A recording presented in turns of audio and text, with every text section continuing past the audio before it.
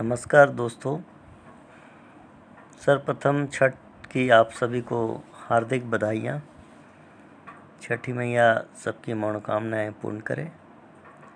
आज 30 अक्टूबर है और आज के दिन बहुत ही बड़े विद्वान और वरिष्ठ प्रचारक, बहुमुखी कल्पनाओं के धनी मोरोपंत पिंगले का आज जन्म दिवस है। संघ के वरिष्ठ प्रचारक श्री मोरोपंत पिंगले को देखकर सब खिल उठा करते थे। उनके कार्यक्रम हास्य प्रसंगों से भरपूर होती थी, पर इसके साथ वे एक गहन चिंतक और कुशल योजनाकार भी थे। संघ नेतृत्व द्वारा सौंपे गए हर काम को उन्होंने नई कल्पनाओं के आधार पर सर्वश्रेष्ठ ऊंचाइयों तक पहुंचाया। श्री नीलकंठ पिंगले का जन्म 30 अक्टूबर 1919 को हुआ था। वे बचपन में मेधावी होने के साथ ही बहुत चंचल एवं शरारती भी थे।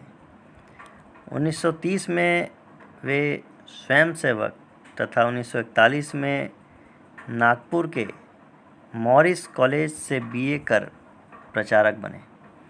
प्रारंभ में उन्हें मध्य प्रदेश के खंडवा में सह-विभाग प्रचारक बनाया गया।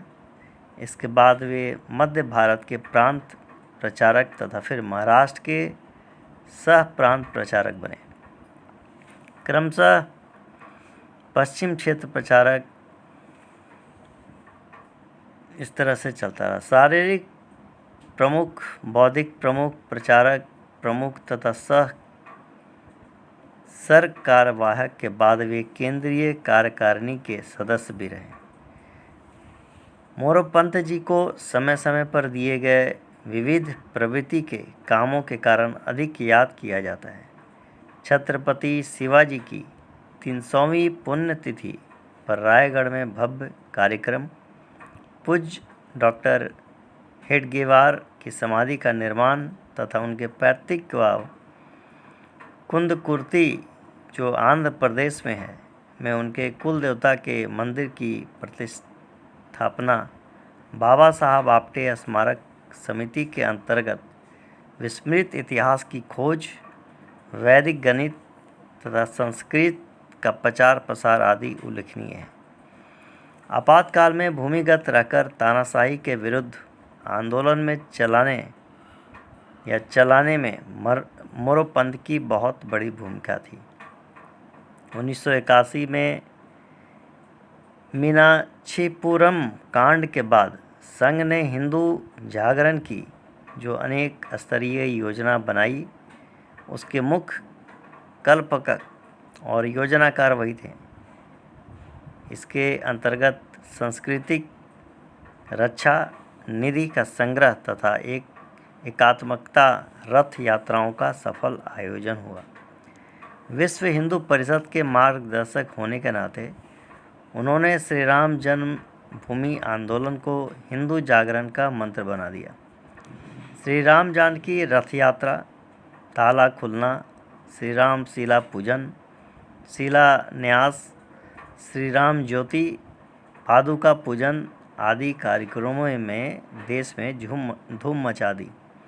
6 दिसंबर 1992 को बाबरी कलंक का परिमार्जन इसी का सुपरिणाम था।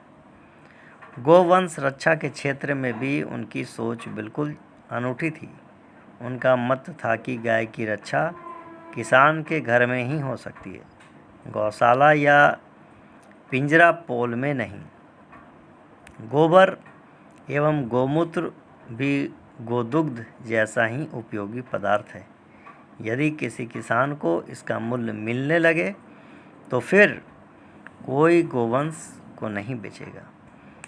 उनकी प्रेरणा से गोबर और गोमूत्र से साबुन, तेल, मंजन, कीटनाशक, फिनाइल, शैम्पू, टाइल्स, मच्छर कॉइल, दवाएं आदि सैकड़ों प्रकार के निर्माण प्रारंभ हुए।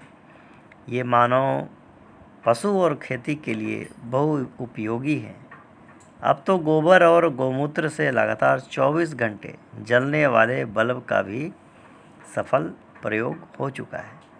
उनका मत था कि भूतकाल और भविष्य को जोड़ने वाला पुल वर्तमान है, अतः इस पर सर्वाधिक ध्यान देना चाहिए। उन्होंने हर स्थान पर स्थानीय एवं क्षेत्रीय समस्याओं को समझकर कई संस्थाएं तथा प्रकल्प स्थापित किए। महाराष्ट्र सरकारी बैंक, साप्ताहिक विवेक, लघु उद्योग भारती, नाना पालकर स्मृति समिति, देवबांध ठाणे में जो है सेवा प्रकल्प, कलवा कुष्ठ रोग निर्मूलन, स्वाध्याय मंडल, किला पारडी की पुनः स्थापना आदि की नींव में मोरोपंत ही थे। मोरोपंत के जीवन में निराशा एवं हताशा का कोई स्थान नहीं था। वे सदा हंसते और हंसाते रहते थे। अपने कार्यों से नई पीढ़ी को दिशा देने वाले मोरोपंत पिंगले का 21 सितंबर 2003 को नागपुर में ही देहांत हुआ था। इस प्रकार आज उन्हें याद करने का एक बहुत ही शुभ दिन है, क्योंकि आज ही के दिन उनका जन्म हुआ था 30 अक्टूबर को। तो उनके चरणों में बहुत बहुत नमस्कार। भगवान से प्रार्थना है कि उनके किए गए कार्य, उनके जो विचार थे, उसको हम लोग यथासंभव हो उसका पालन करने में कामयाब हो सके, इसके लिए प्रार्थना करते हैं। और इसी के साथ मेरे प्यारे धनी मोरोपंत पिंगले के बारे में जो मुझे जानकारी थी उसका साझा आप लोगों के साथ किया। बहुत बहुत धन्यवाद। जय हिंद।